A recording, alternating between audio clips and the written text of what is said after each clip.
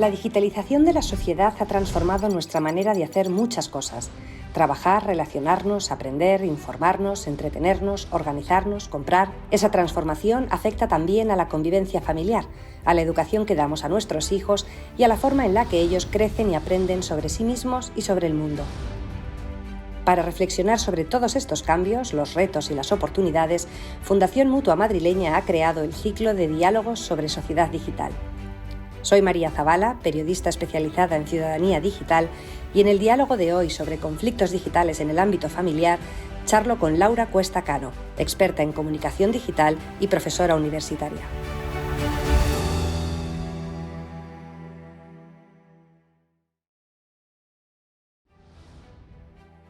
¿Qué tal, Laura? Muy bien, María, fenomenal. Qué bien compartir este ratito contigo. Igualmente. Oye, esto de la sociedad digital, esto de la tecnología que nos rodea por todas partes, como madre, como ama de casa, como trabajadora, ¿esto cómo lo llevas? Pues afortunadamente bien, la verdad, y más del confinamiento que hemos salido, en el que hemos estado hiperconectados todos, pues la verdad es que afortunadamente lo llevamos bien en casa. O sea, has logrado hacer desescalada digital y volver a donde estabais en cuanto a las pantallas antes de la pandemia. Sí, efectivamente, bueno, los niños siguen teleestudiando, nosotros teletrabajando, pero todo con una convivencia sana y saludable. Así que... ¿Y esto cómo lo haces? Porque yo lo de lo saludable y lo sano no lo consigo tan fácilmente con mis hijos ni conmigo. Pues hablando mucho en casa, que yo creo que esa es una de las normas básicas que yo creo que tenemos que tener las familias, que es teniendo mucha conversación, y es yo creo que la manera en la que podemos conseguir ese clima de confianza en casa, aparte por supuesto con normas y límites, que eso no lo podemos olvidar, pero sí que hablando en casa con ellos para que sepan el porqué de las cosas y el por qué a veces tenemos que decir que no y a veces podemos decir que sí. En lo personal, más directamente como madre, lo que más me cuesta es entender que el foco no es el dispositivo en cuestión o la red social en cuestión, sino mis hijos en este caso, ¿no? De alguna manera, como que necesito ser una madre en cierto punto diferente para cada uno, porque aunque desde fuera nos trasladan una inquietud global sobre las experiencias negativas que pueden vivir niños y adolescentes en el mundo digital, la realidad es que por el carácter que tienen mis hijos y por sus aficiones o su entorno más directo, pues a lo mejor con uno me preocupa efectivamente que pase mucho tiempo delante de la pantalla, con otro me preocupa que busque y encuentre cosas que no está preparado para gestionar, o con otro me puede preocupar que lo que vea le afecte si está en un momento ya vulnerable, por ejemplo, o todo lo contrario, ¿no? Entonces, no sé si te pasa a ti que en función de las distintas fases que atraviesen por edad o por carácter y la propia edad, te ves dando sermones o consejos o recomendaciones diferentes o incluso aplicando una manera distinta de acompañar en cuanto al uso de la tecnología. Es que, sin duda, si cada familia es un mundo, desde luego cada niño es un mundo. Y nosotras, por ejemplo, que somos madres de más de un niño, lo vemos. O sea, hemos intentado educar a nuestros hijos con los mismos valores y creemos que los hemos educado de la misma manera, y luego ves que cada niño tiene unas necesidades diferentes y va a tener un desarrollo personal diferente. Entonces esto lo que es en la vida real o en la vida analógica y también en la parte digital. Por tanto, las necesidades van a ser distintas, como tú decías. Entonces, cuando muchas veces las familias nos vienen a las aulas de padres o nos vienen a los eventos o nos preguntan simplemente sus dudas, no podemos darles una guía fija de cómo se puede educar en digital, porque como decimos es imposible. Es decir, al final las familias se tienen que adecuar a las necesidades tanto de la familia como de cada niño, porque además cada niño va a tener un grado de madurez a una edad que a lo mejor otro no alcanza a esa misma edad. Por eso todas las preguntas y dudas que tienen las familias, como a qué edad es la mejor para tener un móvil, a qué edad es la mejor para que tenga ya su primera red social, es diferente dependiendo de cómo es ese niño y también cómo esté preparada la familia. Es decir, la predisposición que tengan los padres también para poder dedicar tiempo y acompañamiento y supervisión a los hijos. Entonces, al final, lo que decías tú, ya no es el problema del dispositivo o no es el problema de la propia red social. O sea, el problema no es que WhatsApp cree más ansiedad o Instagram genere poca autoestima a los niños, sino es cómo es el niño. Mi hijo, en este caso mi hija, tiene problemas de autoestima y a lo mejor el estar desde muy pequeña en Instagram le va a generar a lo mejor que se fije más en los likes que le da a sus amiguitos, pues a lo mejor tengo que forzar o reforzar la autoestima de mi hija antes que tenga presencia en una red social. Entonces tengo que conocer cómo es mi hija. Entonces, mi hijo es un niño muy ansioso, muy nervioso, pues a lo mejor no debería estar desde los 9 años con un canal de WhatsApp, porque va a estar pendiente constantemente de las notificaciones y sus amigos le escriben por WhatsApp. Entonces necesitamos saber cómo son nuestros hijos. ¿Cuáles son estos nuevos conflictos o cuáles son los principales conflictos que afectan a la vida familiar? No voy a decir por culpa de, sino porque existe la posibilidad de interactuar con tecnología digital.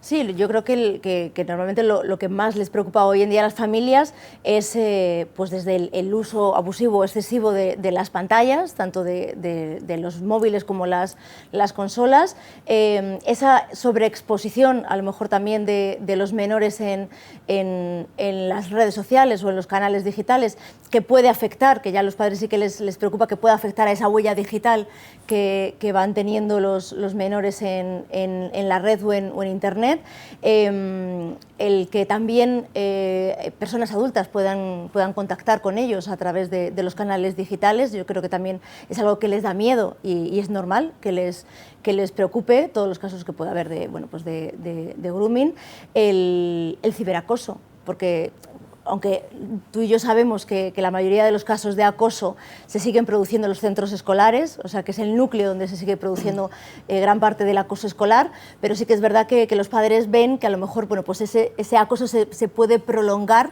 en la parte digital a través de la accesibilidad que tienen con los teléfonos móviles, y luego pues se produce ese acoso digital también pues las 24 horas del día a ese niño que está siendo acosado. Pero fíjate, porque yo te escucho con mucha atención y lo que pienso es, vale, estos son inquietudes, estas son preocupaciones que tenemos los padres, y yo, aunque pueda saber muchas cosas sobre tecnología o aunque esté razonablemente concienciada sobre la importancia de acompañar a los niños y adolescentes en sus vidas digitales, tengo mis inquietudes también, ¿no? O sea, yo no soy un gurú de estos de la educación que dan consejos y parece que nunca tienen problemas con sus hijos. Yo tengo situaciones en las que me preocupan, cosas que tienen que ver con la actividad digital de mis hijos, pero estos son preocupaciones. Cuando se convierten en conflictos, cuando estás muy preocupado de que tu hijo se haga adicto al móvil, o cuando estás muy preocupada de que tu hija pueda enviarse mensajes de contenido íntimo con otra persona, o cuando estás muy preocupado de que tu hijo le hagan ciberacoso,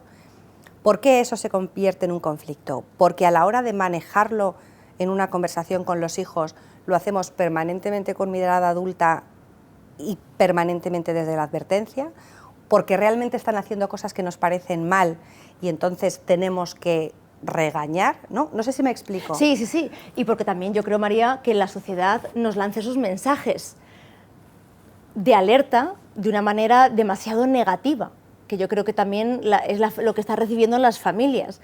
Entonces, pues yo creo que esa preocupación también nos la trasladan de una manera pues muy negativa. Entonces, pues lo que yo creo que muchas veces hemos visto, que a un padre le es como muy duro decir mi hijo es adicto al alcohol o mi hijo es adicto a los porros, pero sin embargo dice con mucha facilidad que mi hijo o mi hija es adicta a Instagram o mi hijo es adicto a los videojuegos, y estamos usando la misma palabra, adicción, que es una palabra bastante fuerte en el argot. Fíjate, sobre todo porque, y quizás de ahí otro conflicto, ¿no? Porque pese a que a veces creemos ese mensaje de que no tenemos las habilidades necesarias para ser nosotros quienes les enseñen a utilizar toda esta tecnología bien, sin embargo, cada vez más ponemos más y más tecnología en sus manos antes. Sí. Y esto es el mercado que nos inunda de mensajes para que compremos tecnología que va a hacer a toda nuestra familia más feliz. Esto es dejadez, esto es una cierta ignorancia, y no lo digo como algo despectivo, sino porque realmente no conocemos el alcance de todo, pero lo cierto es que nos preocupan muchas cosas, pero las estadísticas nos dicen que cada vez damos antes el móvil a nuestros hijos. Yo creo que al final es cuestión de sentido común, como todo en la vida y como todo lo relacionado con la educación de nuestros hijos. O sea, no nos podemos ir a extremos, no podemos ir al extremo en el que algunas voces digan que tenemos que alejar a los jóvenes de las pantallas, pero tampoco podemos dar una banda totalmente abierta y ancha a nuestros hijos de, pues como muchas veces tú has dicho, de wifi gratis, y que nuestros hijos pequeños de 10 años o 9 años tengan un dispositivo de alta tecnología que cueste pues como el sueldo de cualquiera de nosotros, el sueldo de un mes. Entonces yo creo que en el equilibrio está, pues está lo más razonable. Quería preguntarte por dos de los temas estrella que suelen aparecer con las familias cuando se habla sobre todo esto, que son el primer móvil, pero primero quiero entrar en el tema de los videojuegos, porque por edad es habitual que los niños en general interactúen antes con un dispositivo o una consola o una plataforma digital en la que jueguen, incluso a través de aplicaciones, no necesariamente videojuegos per se, y luego un poco más tarde, y dependiendo de la familia es mucho más tarde o no, llega el móvil. Pero el tema videojuegos, ¿por qué genera una inquietud tan grande en general en la sociedad, pero especialmente en las familias, el tema de los videojuegos? Ni siquiera, fíjate, en la comunidad científica se ponen de acuerdo. Es decir, en los propios estudios que se hacen por los profesionales sanitarios vemos que hay discrepancias, que a veces unos dicen efectivamente que hasta ciertas horas al día ayudan para desarrollar estas competencias creativas, innovadoras de nuestros hijos, y hay otros estudios que dicen que niños que utilizan varias horas los videojuegos son niños que sufren muchísimo más estrés, que luego se aíslan socialmente y que sufren problemas con el sueño. Es decir, que tenemos las dos cosas. Padres que lean mucho esas vertientes de artículos y noticias van a estar pues mucho más preocupados y crispados si a su vez su hijo es un gran jugador de videojuegos, y a lo mejor padres que se preocupan por leer, bueno, pues ambas vías de noticias, pues a lo mejor pues pueden tener pues un sesgo pues más abierto. Al final todo depende, como te decía, depende del niño. Es que no depende de las horas, ¿no? O sea, esto no depende si mi hijo juega 2 horas diarias o mi hijo o juega 3 horas diarias. Depende al final del niño, cómo le afecta a ese niño o a esa niña el jugar esas X horas al día. Entonces, si ves que a tu hijo realmente esas horas que está jugando, si son 2, 1 o 3, le está afectando en su vida cotidiana, es decir, pues tendrás que darte cuenta y tendrás que poner ciertas normas y límites. Es decir, si tu hijo juega 2 horas diariamente a Fortnite, al FIFA o cualquiera de los videojuegos, pero luego es un niño totalmente normal, a nivel estudios sigue teniendo un rendimiento académico bueno, juega con sus amigos, sale a la calle, tiene una convivencia familiar perfecta, pues no hay ningún tipo de problema. Es decir, ¿por qué hay que preocuparse? Luego a lo mejor hay un niño que luego llega el fin de semana, no juega entre diario, pero juega solo los fines de semana, se pega a lo mejor un atracón, pero se pone realmente violento cuando juega los videojuegos, se pone agresivo. Ves que hay un problema, no quiere salir con sus amigos porque solo quiere estar conectado online, en casa contesta, se pone violento, no duerme por las noches. Ahí a lo mejor sí que ves que hay un problema. Y a lo mejor no son las horas con las que juega. Como si dijéramos una mezcla entre el tiempo que pueda estar jugando, el tipo de juego al que esté jugando, que entiendo que también marca una diferencia, y el propio niño por edad, por personalidad y por y que hábitos, realmente ¿no? esté afectando a su vida tanto familiar como social, como escolar, es decir, que realmente afecte. Lo que sí que está claro es que la Organización Mundial de la Salud no reconoce o no plantea una adicción a la tecnología, no habla de adicción al móvil, no habla de adicción a las redes sociales, ni a Internet. No está aceptado como tal de momento, nunca se sabe, ¿no? Pero sí que habla de trastorno por uso.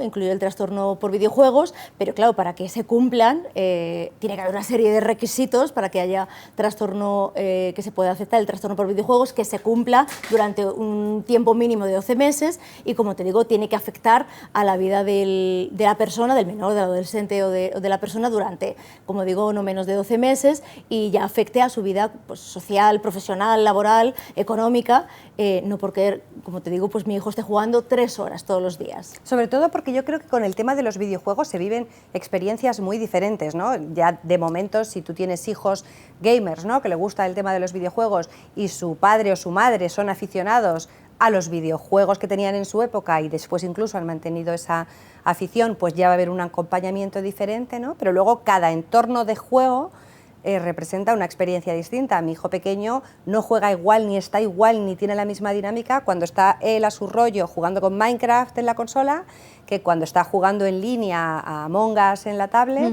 cuando está creando casitas en Animal Crossing con la consola portátil o cuando está jugando a uno de los muchos juegos de la plataforma Roblox. Es que tiene distintas experiencias y lo veo, ¿no? Y le afectan incluso de distintas maneras. Quizá por eso es difícil medir o ponerle un único apellido a esto de los videojuegos. Otra cosa es que siempre estén consumiendo contenido pasivo.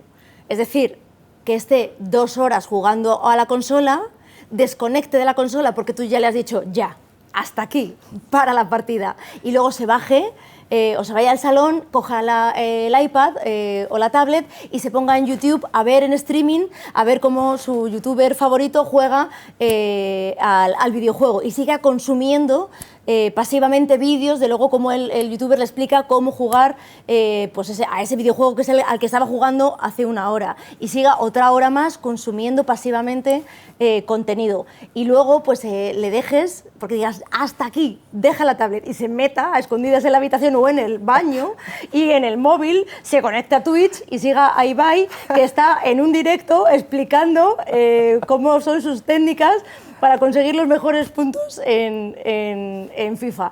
Entonces ahí tenemos un problema, efectivamente, porque ya has encadenado 4 horas seguidas de contenido meramente consumista y pasivo en diferentes formatos, en la consola, en la tablet, en el smartphone, pero simplemente pues, con un contenido que sí que es pasivo. O sea, el problema es que muchas veces oyes la frase de los padres de es que estoy muy tranquila porque está en casa.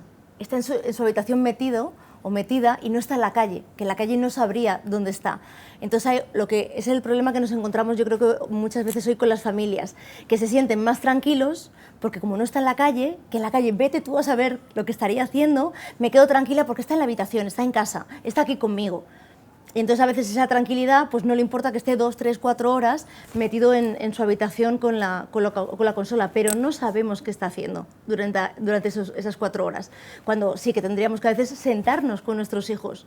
Es decir, siéntate y ponte a mirar a qué juego juega, pregúntale cómo se juega, cómo chateas dentro del juego, con quién chateas, que te explique un poco la dinámica del juego, cómo se juega. Y sobre todo, por ejemplo, yo creo que los riesgos que tienen hoy día más los videojuegos, más que las horas de consumo, pues son los cofres botín, las loot boxes, que es lo que les preocupa más a los profesionales sanitarios, que es cómo a veces enmascaran el juego de azar dentro de los videojuegos, porque ahí sí que pues es el peligro de que ahí sí que pues, puedan tener una conducta adictiva, que realmente pues, con esas ganas de ir comprando, en este caso, por ejemplo, en el FIFA sobres, pues con esa aleatoriedad, que no sabes qué te va a tocar, qué jugadores te van a tocar, estés constantemente intentando conseguir comprar sobres, no con dinero real, porque ellos, ese es el problema, que como no se gastan euros, sino que ya son no duele al bolsillo. Exactamente, no son euros, sino son las monedas virtuales en cada juego, pues no ven que haya una compra real, un gasto real. Entonces pero solo lo sabremos si nos sentamos con ellos. Bueno, sobre todo nos suelen preocupar los videojuegos que se ponen de moda, ¿no? Y quizás también es un tema que tenemos que superar, porque en esto de los juegos que se ponen de moda pasan 2 cosas. Una, que nos preocupa a todos lo mismo de ese juego, como si todos nuestros hijos fueran exactamente iguales entre ellos, ¿no? Y que nosotros mismos respondemos a la presión de un grupo que no es el nuestro. Mamá, quiero poder jugar a tal videojuego porque todos mis amigos juegan, ¿no? Y entonces parece como que la última decisión es sí o no, cuando antes de eso y después también debería haber otras muchas decisiones, ¿no? O sea, es que hay muchos videojuegos diferentes y no podemos hacer de toda una industria el mismo mensaje. ¿Dónde me informo sobre los videojuegos? ¿A quién pregunto?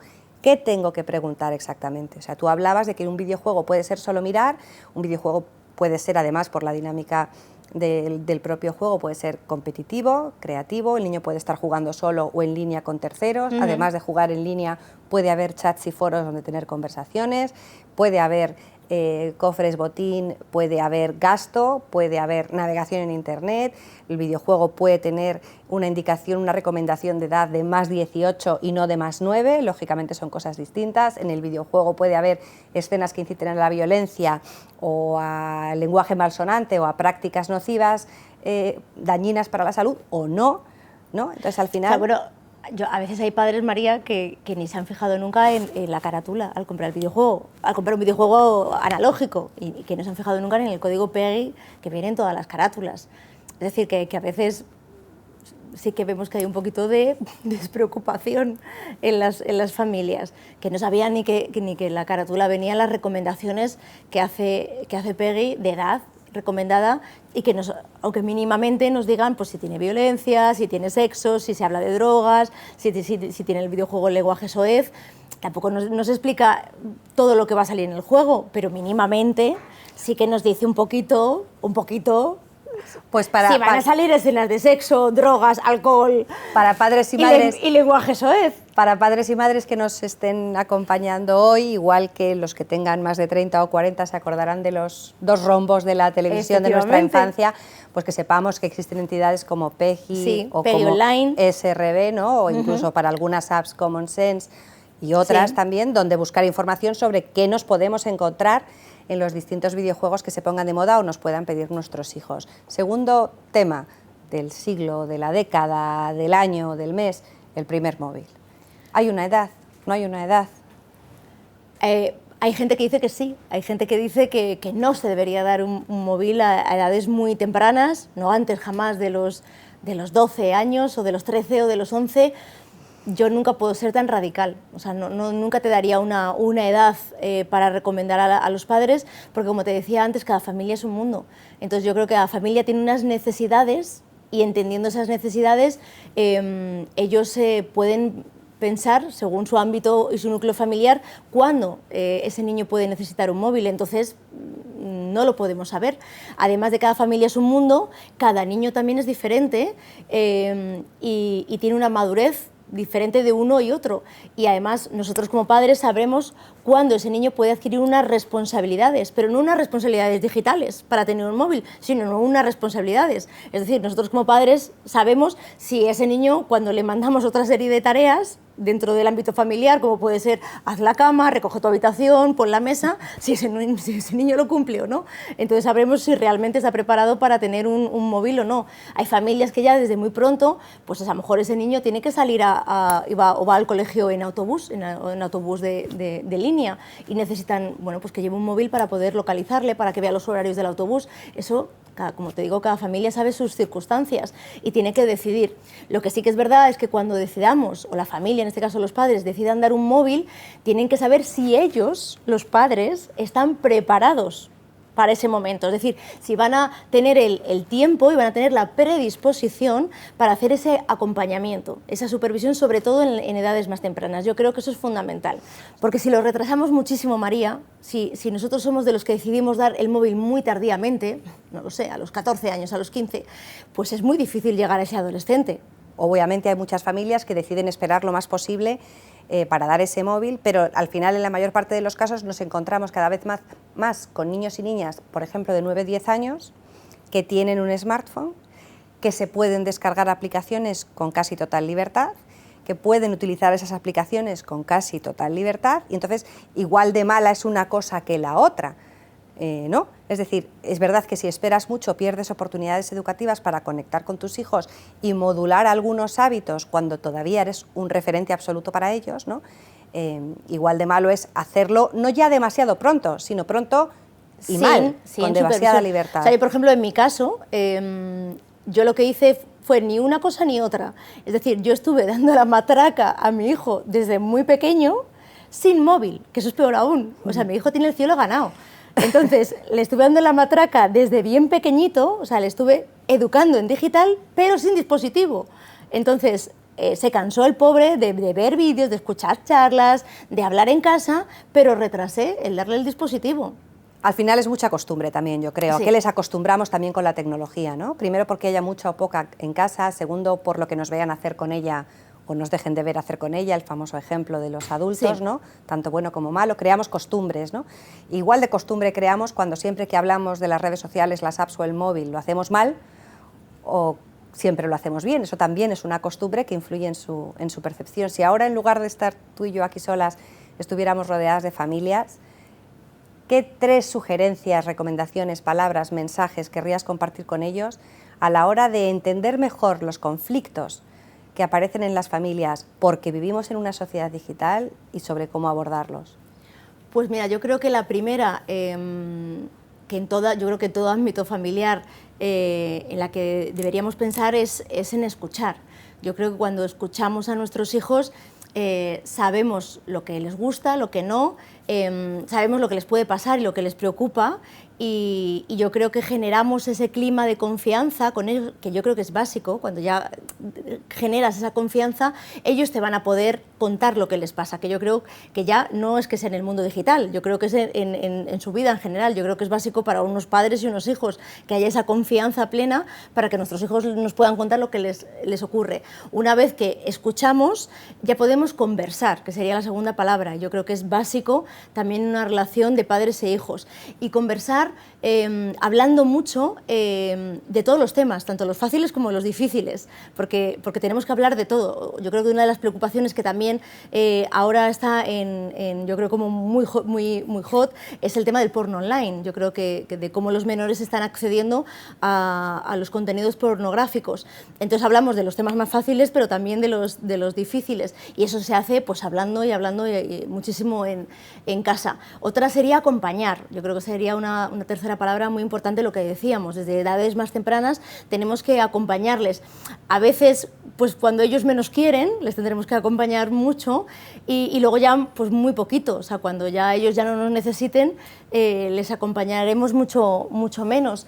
Y luego ya pues algunas otras palabras dentro de ese es escuchar, conversar y acompañar. Yo creo, te doy algunas más de regalo, con normas y límites. Yo creo que eso es básico, no solo en la parte de convivencia familiar, sino yo creo que en cualquier sociedad, si queremos una convivencia saludable, como tú iniciabas esta conversación y este diálogo, siempre tiene que haber unas normas. Yo creo que eso es básico para que una convivencia funcione, y en la familia pasa igual. Y ya de regalo total, con empatía. Yo creo que es fundamental, con empatía, respeto y mucha paciencia, María. Yo creo que la paciencia es fundamental. Es difícil, pero yo creo que tiene que ser el objetivo de todos. Ojalá también perder este prejuicio, ¿no? Porque si nuestros hijos leen, presumimos de que leen porque parece que es bueno para ellos, pero además nos hace mejores padres, ¿no? Mi hijo es lector, lo cuento, y todos estamos contentos, ¿no? Si nuestros hijos son muy buenos con un videojuego, son unos cracks gamers, lo compartimos menos, y además quizá con la boca pequeña, por si acaso el hecho de que todos los días se pasen un rato con la consola mejorando su nivel de videojuego hace que parezcamos peores padres, ¿no? O sea, todo lo que tú has dicho, y quizás arrancarnos algunas capas de prejuicios. Muchas gracias, Laura, por este ratito. Creo que ya me sé tu respuesta a mi última pregunta, pero ¿tú eres más de querer volver a tiempos pasados en los que había menos tecnología, o estás bien en los que Estoy estás? fantásticamente bien. Yo creo que no para nada.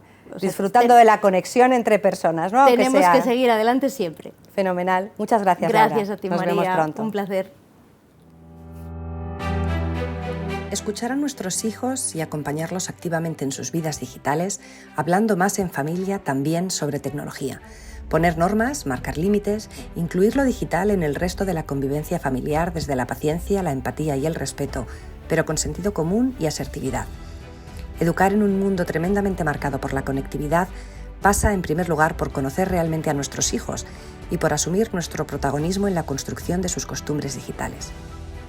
Gracias por acompañarnos en este episodio de los diálogos sobre sociedad digital de Fundación Mutua Madrileña.